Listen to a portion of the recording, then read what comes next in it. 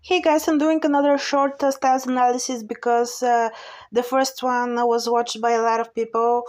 250 people, and I love that because I never thought it would someone would play it. So thank you so much.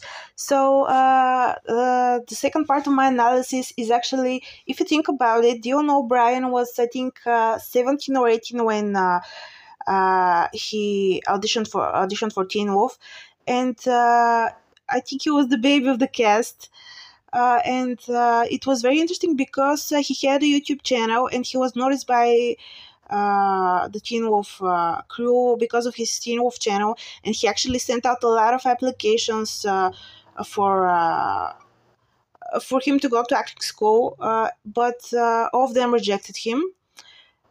But instead, he straight up went into auditioning to having a role in a TV series, something that people dream of doing. It, they go to school, pay a lot of money, tuitions, loans, and everything, and he just got it.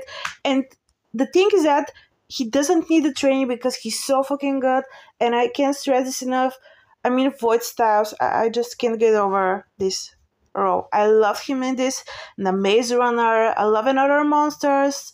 Even a New Girl episode, I love that. I'm a huge Styles stan. So yes, and it was very fantastic to watch his career blossom. Something else that I think makes his entire acting very organic and very natural and very raw is that he didn't exactly have someone say to him, go to class, find inspiration, read this play, do that, do this.